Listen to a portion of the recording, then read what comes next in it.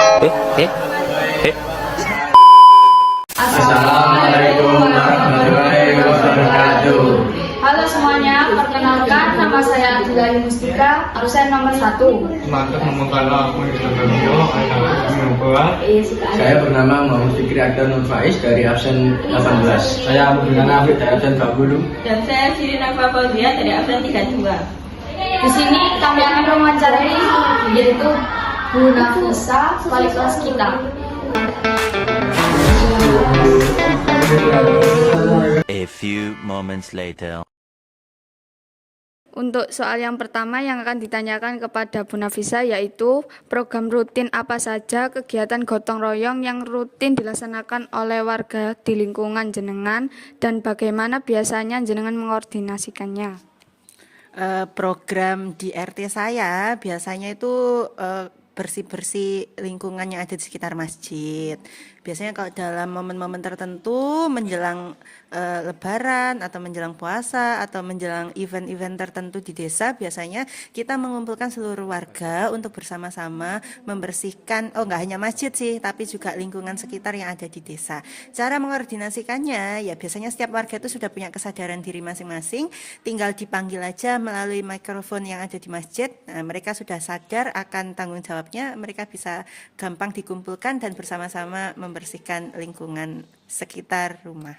Lanjut soal yang kedua, bagaimana Ibu melihat tingkat partisipasi warga dalam kegiatan gotong royong saat ini, terutama di kalangan generasi muda? Kalau di tempat saya, karena setiap warganya itu guyup rukun ya, jadi meskipun yang tua maupun yang muda pasti gampang sekali untuk diajak bersama-sama gotong royong. Biasanya kalau yang muda-muda, generasi saat ini, Gen Z misalnya, ya mereka tinggal mendapatkan instruksi dari orang tuanya untuk ikut berpartisipasi bersih-bersih. Tapi kalau anak muda sekarang harus ditanamkan kesadaran sih. Kalau nggak sadar mungkin mereka nggak akan mau. Jadi kita harus sadar dulu, sadarnya bagaimana. Generasi muda sekarang ada pelajaran PPKN di sekolah. Jadi di dalam pelajaran PPKN itu kan kita ditanamkan banyak nilai-nilai dasar Pancasila. Jadi supaya punya kesadaran diri untuk mau gotong royong, ya kita harus punya nilai dasar Pancasila dulu. Selanjutnya, kendala dan solusi. Apa kendala utama yang sering dihadapi dalam mengajak warga untuk bergotong royong dan bagaimana cara Ibu mengatasi hal tersebut?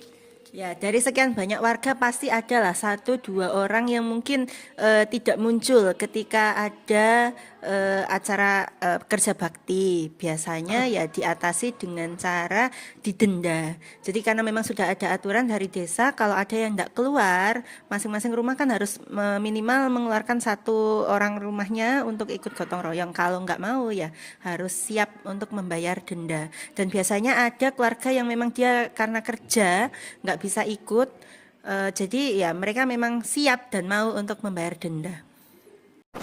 Lanjut yang pertanyaan yang keempat, dampak sosial selain untuk kebersihan atau pembangunan fisik, menurut Ibu apa manfaat sosial paling terasa dari kegiatan gotong royong bagi kerukunan antar tetangga?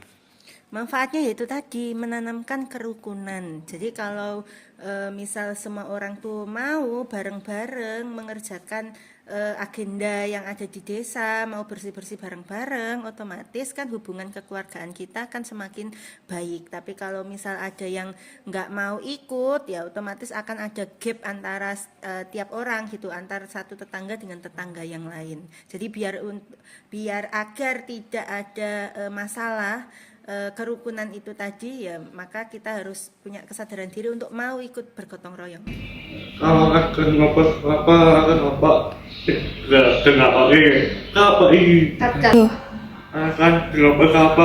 ibu dapat berikan biaya untuk orang di surat kita akan coba kelakar gimana kayak ibu mengangkat dan makin ibu.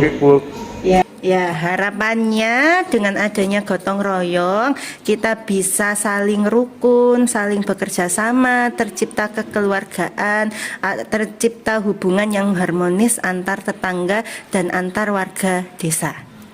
Sudah. Terima kasih, Bu. Oke, terima kasih.